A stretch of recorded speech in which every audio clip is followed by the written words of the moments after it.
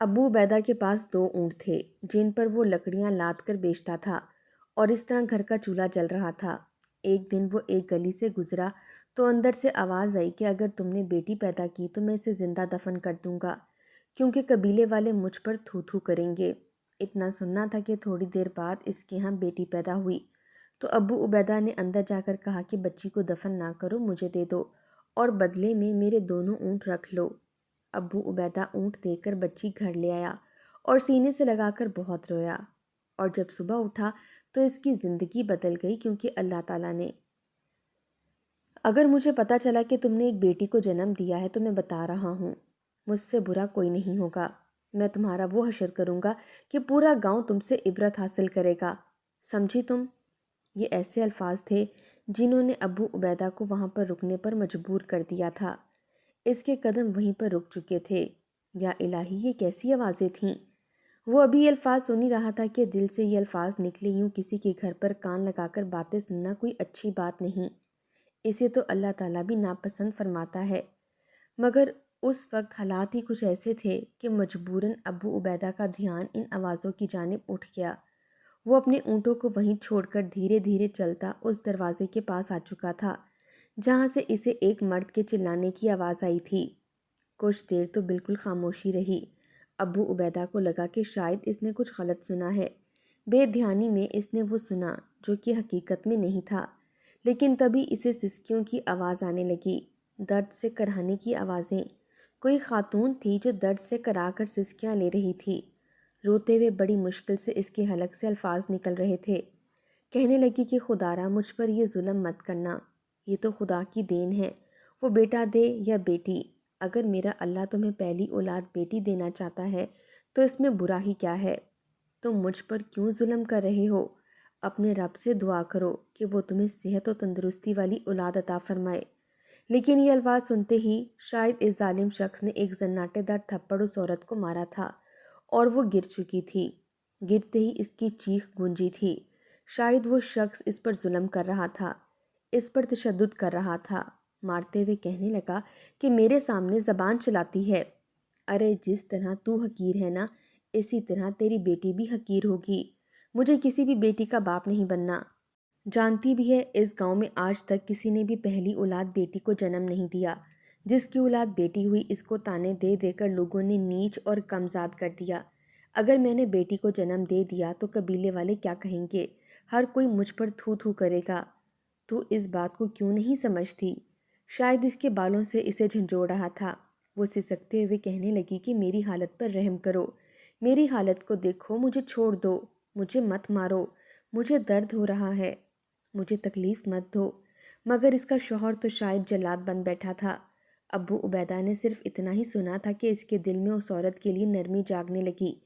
کیسا شخص تھا جو اپنی بیوی کو بیٹی کے پیدا ہونے پر اس قدر مار رہا تھا؟ ارے بیٹا ہو یا بیٹی، رب کی مرضی ہوتی ہے، ہمیں تو اس کی رضا میں خوش رہنا چاہیے۔ کوئی ان لوگوں سے پوچھتا جن کے دلوں میں اولاد کے لیے کس قدر تڑپ تھی۔ ابو عبیدہ کی شادی کو 10 سال گزر چکے تھے۔ وہ 6 بچوں کا باپ تھا۔ 2 جڑواں بیٹے 3 ماہ پہلے ہی پیدا ہوئے تھے۔ ابو عبیدہ کتنی ہی دیر وہاں پر کھڑا یہ سب دیکھتا رہا۔ جب اس خاتون کی سسکیاں مزید بلند ہونے لگیں اور روتے ہوئے اپنے شوہر سے کہنے لگی کہ مجھے تکلیف ہو رہی ہے، شاید وقت قریب آ گیا ہے، خدارا مجھے ڈاکٹر کے پاس لے جاؤ یا کسی دائی کو بلوا دو۔ اس کا شوہر بڑے ہی سخت لہجے میں اسے کہنے لگا، وہ تو میں بلا دوں گا، لیکن ایک بات ذہن میں رکھنا، اگر بیٹی پیدا ہوئی تو میں اسے زندہ نہیں چھوڑوں گا، تمہارے سامنے اسے زندہ دفن کروں گا، تم چاہ کر بھی کچھ نہیں کر پاؤ گی۔ بہتر ہے کہ مجھے بیٹا ہی پیدا کر کے دینا، ورنہ قتل کی ذمہ دار تم خود ہوگی۔ یہ باتیں سن کر وہ خاتون رونے لگی تھی۔ ابو عبیدہ تو فوراً دروازے سے ہٹ چکا تھا، کہیں اندر سے باہر آنے والے شخص کو شک نہ ہو جائے کہ ابو عبیدہ ان کے گھر کے دروازے پر کان لگائے کھڑا ہے۔ ابو عبیدہ فوراً اپنے اونٹوں کو وہاں سے آگے لے جانے لگا۔ اس گھر سے ایک شخص نکلا اور کچھ دیر بعد جب واپس لوٹا تو دائی کو لے کر گھر کے اندر جا چکا تھا۔ گھر میں داخل ہوتے ہوئے اس شخص نے ایک کڑی نظر ابو عبیدہ پر ڈالی تھی، کیونکہ ابو عبیدہ ابھی تک وہیں پر ہی کچھ فاصلے پر موجود تھا۔ کچھ دیر بعد گھر سے ایک بچے کی رونے کی آوازیں آنے لگیں۔ رونے کی آواز سن کر ابو عبیدہ کے دل کی دھڑکنیں بھی تیز ہو گئیں۔ ابو عبیدہ گھر کے دروازے کے بالکل پاس کھڑا ہو چکا تھا۔ گھر کا دروازہ بھی تھوڑا بہت کھلا ہوا تھا، اس لیے اندر سے آنے والی آوازیں اسے صاف سنائی دے رہی تھیں۔ دائی جیسے ہی بچے کو لے کر باہر آئی تو شفاق دل شخص نے سوال ہی یہی کیا تھا، اماں یہ لڑکا ہے یا لڑکی؟ پہلے مجھے بتا اس کی جنس کیا ہے؟ دائی تھوڑی دیر خاموش ہو چکی تھی، پھر کہنے لگی کہ ارے بیٹا، تیرا ہی خون ہے، لڑکا ہو یا لڑکی قبیلے والوں کا کیا ہے، وہ تو چند روز بولیں گے پھر چپ کر جائیں گے۔ وہ شخص سمجھ چکا تھا، اسی پل دھاڑ کر دائی سے بھی بدتمیزی کرنے لگا، کہنے لگا کہ جو بات کہی ہے وہی جواب دے، تیرے پاس لڑکا ہے یا لڑکی؟ دائی ڈرتے ڈرتے کہنے لگی کہ بیٹا، تجھے بیٹی ہوئی ہے۔ اتنا سننا تھا کہ وہ شخص غصے سے اپنی بیوی کو چلا کر بلانے لگا، چیخ چیخ کر کہنے لگا کہ منحوس عورت، تجھ پر تو پھٹکار برسنی چاہیے، تجھے میں نے کہا تھا کہ مجھے بیٹا پیدا کر کے دے تاکہ میری عزت اس معاشرے میں بڑھ جائے، مگر تو نے تو مجھے منحوس بیٹی پیدا کر کے دے دی۔ ارے میں اس کو بڑا کروں، جوان کروں، اس کی خاطر کل کو دوسرے گھر جائیں اور مجھ سے ٹرک بھر جہیز لے کر جائیں، اور یہ جوان ہوگی تو گاؤں کے لڑکے اسے تاڑیں گے، میری عزت پر حرف آئے گا۔ تبھی میں کہتا تھا مجھ جیسا غیرت مند شخص کسی بیٹی کا باپ ہو ہی نہیں سکتا جو کل کو اس کی عزت کو نیلام کرتی پھرے۔ اب دیکھ میں کیسے اسے زندہ درگو کرتا ہوں۔ ابو عبیدہ یہ الفاظ سن کر کانپ چکا تھا۔ دروازے کے باہر ہی وہ اپنے ہاتھوں کو مسلتے ہوئے ہڑبڑانے لگا کہ آخر وہ کیسے اس بچی کو بچائے۔ ارے کم از کم وہ جانتے بوجھتے ایک بچی کو زندہ دفن ہوتے ہوئے نہیں دیکھ سکتا تھا، لیکن اگر ایسے ہی گھر میں جاتا تو وہ اس کے بارے میں کیا کہتا؟ وہ ہڑبڑا ہی چکا تھا کہ جب بڑی ہی بے دردی سے دائی سے اس شخص نے بچی کو چھینا۔ سختی برداشت کرتے ہی وہ بچی چلا کر رونے لگی تھی۔ بچی کی چلا کر رونے کی آواز سن کر ابو عبیدہ تڑپ چکا تھا۔ وہ غیر ہو کر تڑپ رہا تھا، جبکہ وہ شخص اس کا سگا باپ ہوتے ہوئے اس پر نرمی نہیں دکھا رہا تھا۔ دائی اس کے آگے ہاتھ جوڑنے لگی کہ ایسا مت کرو، مگر اس شخص نے دھکے مار کر دائی کو بھی وہاں سے جانے کا کہا۔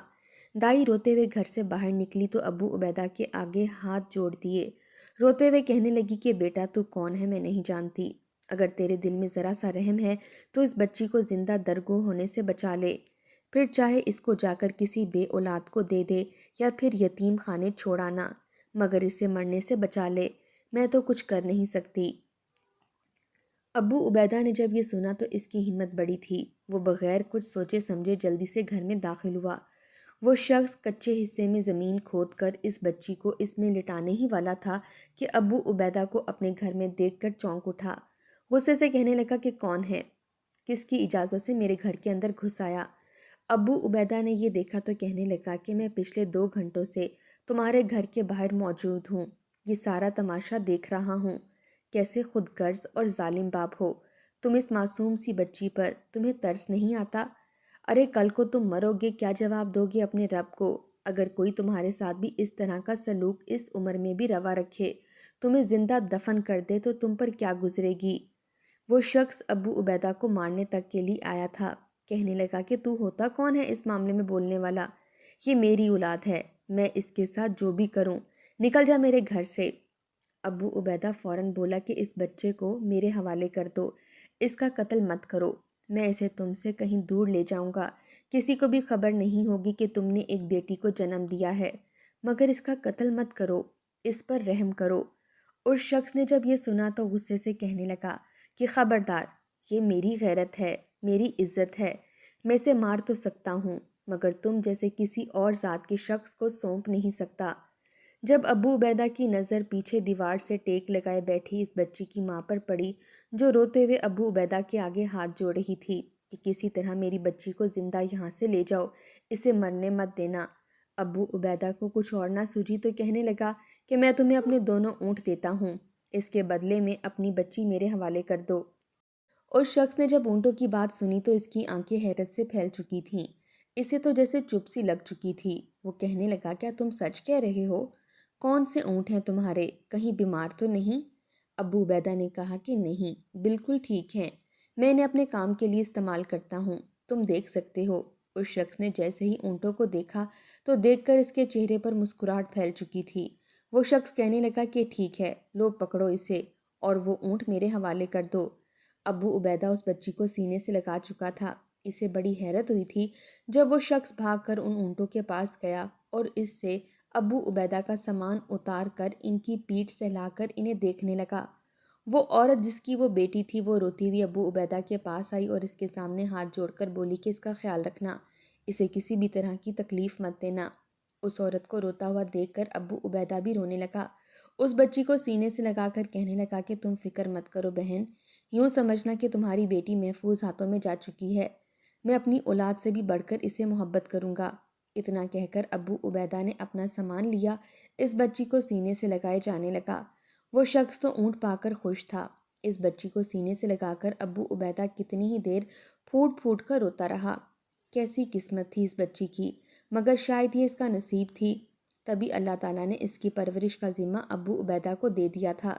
جیسے جیسے اس کے قدم گھر کی جانب بڑھ رہے تھے تو اس کا دھیان اس بچی سے ہٹا اور اپنے گھر بیوی بچوں کی جانب گیا۔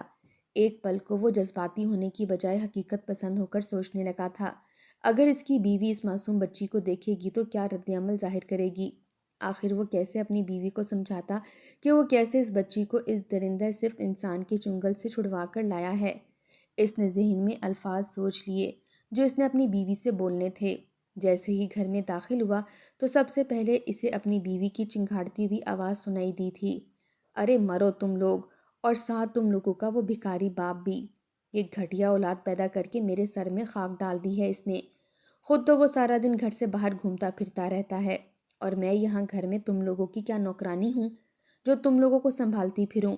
کسی روز مجھے شدید غصہ آیا نا تو تم سب کو بھی زہر دے دوں گی اور خود بھی زہر کھا کر مر جاؤں گی۔ تنگ آ چکی ہوں میں تم لوگوں سے۔ یہ الفاظ ابو عبیدہ کے لیے نئے نہ تھے۔ اس سے پہلے بھی وہ کئی مرتبہ اپنی بیوی کو اپنے بچوں کو کوستے ہوئے سن چکا تھا۔ ایسی ہی تھی اس کی بیوی۔ جب سے دونوں کی شادی ہوئی تھی صرف چند ماہ ہی ان کے سکون کے گزرے تھے۔ ابو عبیدہ مزدور تھا، گاؤں کے پاس ہی موجود جنگل میں جاتا اور لکڑیاں کاٹ کر شہر میں بیچا کرتا تھا، اسی سے ہی اس کی آمدنی ہوتی تھی۔ ابو عبیدہ کی بیوی راشدہ جہیز میں 2 اونٹ لے کر آئی تھی جو وقت کے ساتھ ساتھ بڑے ہوئے تو ابو عبیدہ انہی پر لکڑیاں لاد کر شہر لے جایا کرتا تھا۔ اس کے ذہن میں کئی سوال گردش کر رہے تھے، اگر راشدہ اس سے اونٹوں کے بارے میں پوچھے گی تو وہ کیا جواب دے گا؟ خود دھیرے دھیرے بچی کو سینے سے لگائے گھر میں داخل ہوا۔ ابو عبیدہ کو گھر میں دیکھ کر راشدہ خاموش ہو چکی تھی، جبکہ اس کے چاروں بڑے بچے سہم کر ایک جانب کو بیٹھے تھے، ماتھے پر گھوری ڈالے ہوئے اپنی اماں کو دیکھ رہے تھے۔ ابو عبیدہ کو دیکھا تو بھاگ کر اس کے پاس آئے اور کہنے لگے کہ ابا شکر ہے تو آ گیا، ورنہ تو اماں آج ہمارا سانس ہی نکال دیتی، دیکھو نا ہر وقت ہم سے لڑتی رہتی ہے، سارے گھر کے کام ہم سے کرواتی ہے، جھاڑو بھی ہم کریں، پوچھا بھی ہم کریں، باہر سے سامان بھی ہم ہی اماں کو لا کر دیتے ہیں، اس کے باوجود اماں ہے کہ ہمیں ہر وقت ڈانٹتی رہتی ہے، مارنے کی دھمکیاں دیتی رہتی ہے، یہ اماں بہت گندی ہے، ہمارے لیے کوئی نئی اماں لے کر آؤ۔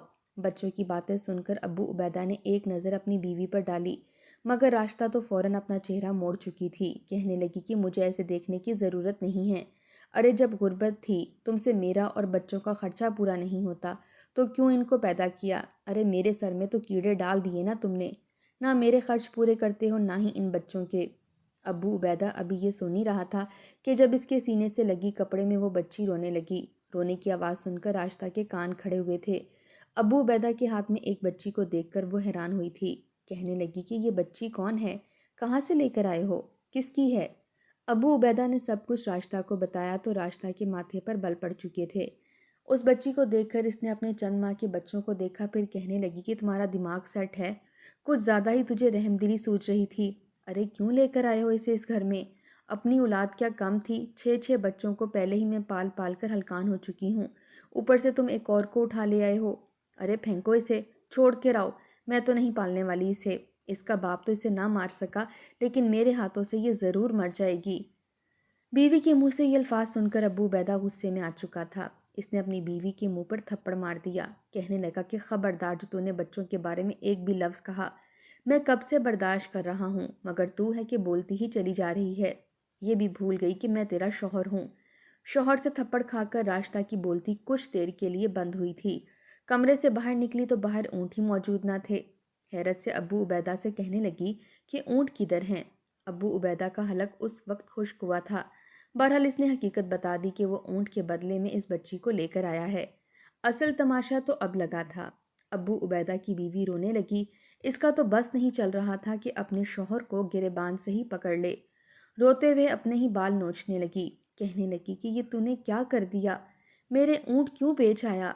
अरे तू जानता भी है वो ऊँट लाखों के थे। इतना मुश्किल वक्त आया, हम सूखी रोटी खाते रहे, फाके काटते रहे, मगर मैंने वो ऊँट बेचने के बारे में नहीं सोचा। अरे वो मेरे मरहूम माँ बाप की निशानी थे और तू ऊँट ही बेच कर आ गया, वो भी इस बच्ची की खातिर। मैं इस बच्ची को जिंदा नहीं छोड़ूंगी, इसे मार दूंगी। वो बच्ची जो पहले ही रो रही थी, रास्ता इसकी जानिब लपकी तो अब्बू उबैदा ने इसे रोक दिया। कहने लगा कि होश में आओ, पागल मत बनो, ये रहमत है रहमत। हमने इस बेसहारा बच्ची के सर पर हाथ रखा है, इसकी कफालत करेंगे तो अल्लाह ताला हमें दुगना देंगे। क्यों खुद को जाहिल साबित कर रही हो? क्या तुम्हें खुदा की ज़ात पर यकीन नहीं है? खबरदार जो तुमने मेरे बच्चों को या इस बच्ची को कुछ भी कहने की कोशिश की तो, वरना मुझसे बुरा कोई नहीं होगा। अब्बू उबैदा अपनी बीवी से सख्त लहजे में बोला तो राशिदा एक जानिब को बैठकर सिसक सिसक कर रोने लगी कि मेरे माँ बाप की निशानी को तुमने बेच दिया। अरे वो ऊँट मेरे थे, मैं जहेज में लेकर आई थी। सारी रात वो एक जानिब को बैठकर रोती रही। बच्चे भी माँ बाप की लड़ाई को देखकर एक जानिब को सहमे बैठे एक दूसरे पर गिरे सो चुके थे। जबकि अबू उबैदा इस रोती हुई बच्ची को देखता तो इसका दिल सीने में ही थम सा जाता। वो भूख से रो रही थी। अपनी बीवी से नरमी से भी कहा कि इसे भूख लगी है, जैसे तुम अपने दोनों बच्चों को दूध पिलाती हो, इसे भी अपनी औलाद तस्लीम करके भूख मिटा दो। मगर राशिदा ने तो साफ इनकार कर दिया था कि नहीं, मैं किसी की औलाद को हरगिज़ अपना दूध नहीं पिलाऊंगी। मजबूरन घर में पड़ा दूध ही उंगली से कतरा कतरा टिपका कर वो बच्ची का पेट भरने लगा। पेट भरते ही वो बच्ची सो चुकी थी। 2 दिन तक तो अबू उबैदा घर ही रहा, क्योंकि इसकी बीवी इस बच्ची को हाथ तक नहीं लगा रही थी। आखिरकार वो अपनी बीवी के पास गया और इसे बड़े प्यार से समझाने लगा कि क्यों फिक्र करती हो, ये क्यों भूल जाती हो कि हम भी इस दुनिया में बेसहारा और बेबस हैं।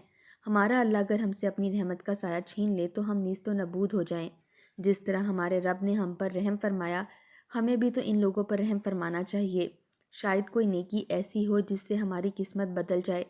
राशिदा खामोशी से इसकी बात सुनती रही। घर में तो अब अनाज का एक दाना भी मौजूद नहीं रहा था। फिर गहरी सांस खारिज करके कहने लगी कि पाल लूंगी मैं इस बच्ची को। जाओ जाकर लकड़ियाँ लाओ और जाकर बेचो, ये ना हो कि आज रात बच्चों को भूखा ही सोना पड़े। राशिदा भले ही नाराज थी, पर इसने इस बच्ची को अबू उबैदा से ले लिया और इसे घूर कर देखने लगी। अबू उबैदा ने राशिदा को कसम दी थी कि खबरदार इस बच्ची के साथ कुछ भी गलत करने की कोशिश मत करना, एक नज़र अपने मासूम बच्चों पर डाल लेना। राशिदा तड़क कर कहने लगी कि मैं कोई जालिम नहीं हूँ, ना ही मेरी किसी से कोई दुश्मनी है। बस मैं ये चाहती हूँ कि मेरे साथ साथ मेरे बच्चों की हर ख्वाहिश पूरी हो, इन्हें छोटी छोटी चीज़ों के लिए तरसना ना पड़े। अबू उबैदा के पास तो अब ऊँट भी नहीं रहे थे। वो लकड़ियों को एक बड़े से गठरे में तब्दील करके अपने कंधे पर लादता और शहर ले जाया करता था। इसकी आमदनी भी पहले से कम हो चुकी थी। बामुश्किल ही गुजारा होने लगा। एक हफ्ता यूं ही चलता रहा। राशिदा इस बच्ची जिसका नाम इसने नूर रखा था की परवरिश करती रही। जब उस रात सिर्फ एक रोटी बनी और वो एक रोटी इसने अपने 4 बड़े बच्चों में तकसीम की, तो इसकी आंखों में आंसू आए थे। कहने लगी कि अब्बू उबैदा, तू कहता था कि बच्ची हमारे लिए रहमत बनकर आएगी, मगर देख तेरे बच्चे आज पेट भरकर खाना भी नहीं खा सके।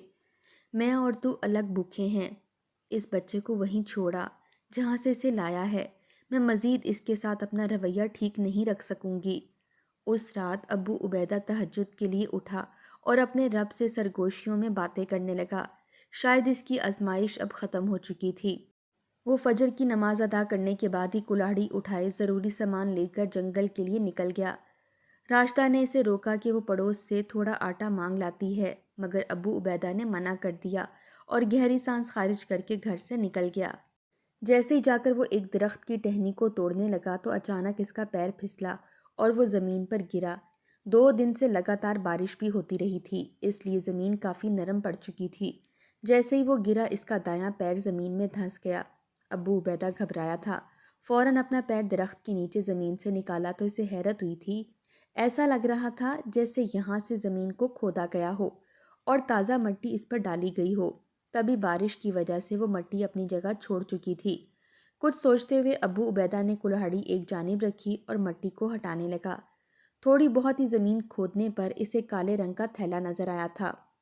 وہ حیران ہوا، آس پاس نظر دوڑائی تو اس وقت وہاں پر کوئی بھی موجود نہیں تھا۔ اس نے جیسے ہی زمین سے تھیلا نکالا تو اس کا سر چکرا کر رہ گیا، کیونکہ تھیلے میں ہزار ہزار کے کئی نوٹ موجود تھے۔ 1000 اور 5000 کے نوٹوں کی گتھیاں بنی تھیں۔ جب اس نے ان پیسوں کو گنا تو اس کا وجود کانپ گیا۔ اس وقت اس تھیلے میں بہت سارے پیسوں کی گتھیاں موجود تھیں اور ہر گتھی میں 1,00,000 روپیہ تھا۔ ابو عبیدہ تو گھبرا گیا، فوراً اس تھیلی کو اٹھایا اور گھر چلایا۔ اس کی خراب حالت دیکھ کر تو راشدہ پریشان ہو چکی تھی، کہنے لگی کہ کیا ہو گیا، کہیں کوئی حادثہ تو نہیں پیش آ گیا۔ ابو عبیدہ نے ڈرتے ڈرتے وہ تھیلی راشدہ کے سامنے کھول دی تو راشدہ بھی حیران رہ گئی کہ یہ کہاں سے لے آئے ہو اتنے پیسے۔ ابو عبیدہ نے جب اسے اس بارے میں بتایا تو وہ بھی حیران رہ چکی تھی۔ اسی پل ابو عبیدہ روتے ہوئے اپنے رب کے حضور سجدے میں گر گیا، کہنے لگا کہ دیکھ لو راشدہ، ہمارے صبر کا پھل ہمیں مل چکا ہے۔ اللہ تعالیٰ نے ہمیں کیسے نوازا ہے۔ میں تمہیں کہتا تھا نا کہ صبر کرو، اللہ تعالیٰ ہمیں اس کا اجر ضرور دے گا، دیکھو اس نے ہمیں کیسے نوازا ہے۔ راشدہ بھی ان پیسوں کو دیکھ کر خوش ہوئی تھی، اپنے رب کا شکر ادا کرنے لگی۔